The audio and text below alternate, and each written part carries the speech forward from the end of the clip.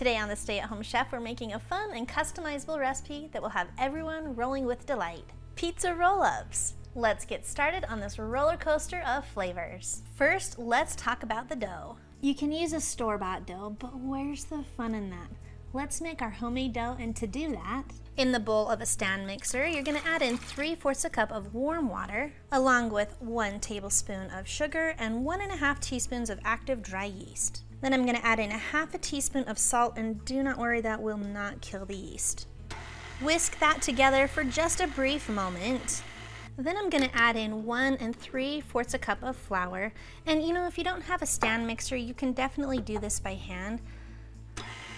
However you mix this together, what you're looking for is for that to come together evenly and pull away from the sides of the bowl. The dough is not sticking to my hands. That's how you know it is perfect. So we're gonna take it out there.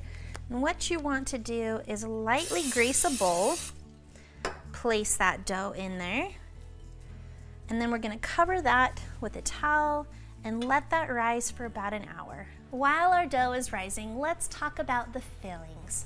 Not our feelings, but the filling of our pizza rolls. It's your pizza party and you can top it how you want to. For today, I'm using 1/3 cup of pizza sauce, which you can find that recipe on our website, about 1/2 pound of sliced Italian cold cuts, or you could just use pepperoni, 1 to 1½ cups of shredded mozzarella cheese, and this is obviously more than that, and then about 1/2 cup of shredded parmesan cheese.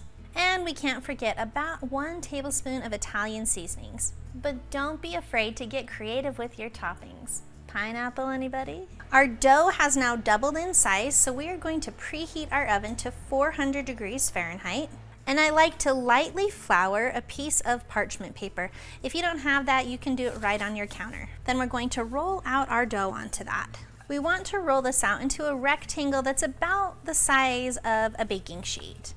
Once you've got it rolled out, you're gonna spread about 1/2 cup to 1/3 cup, depends on how much sauce you want, across that, and don't go all the way to the edges.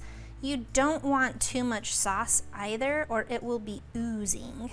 And then top it with the cold cuts of your choice. Then top that with about 1½ cups of grated mozzarella cheese and 1/2 cup of Parmesan cheese. And then that 1 tablespoon of Italian seasoning. It's really important that you don't overstuff these. It will make it hard to roll up and it will turn into a mess when you cook them. It'll be a delicious mess, but it's not worth the cleanup. It's time to roll up these bad boys, and we're gonna do so just like a cinnamon roll. Then using a knife or a pastry cutter, you're gonna cut these into 12 even pieces, and they're gonna be about 2 inches each. Then on a parchment lined baking sheet or a grease baking sheet, place the rolls on there evenly spaced. We're gonna set these aside for just a moment, clean up our mess, and make a buttery, garlicky topping.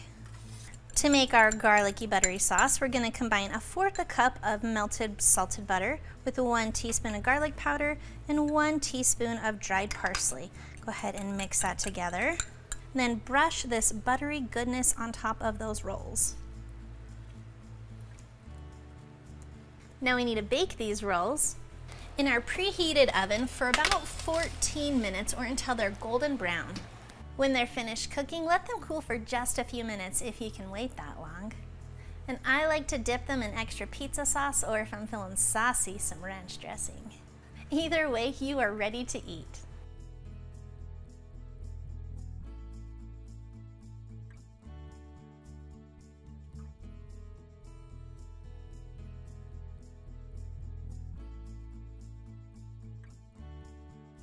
Thanks for watching. You can find the full written recipe in the video description below. Be sure to check out thestayathomechef.com, where you can find hundreds of restaurant quality recipes you can easily make at home. We'll see you later.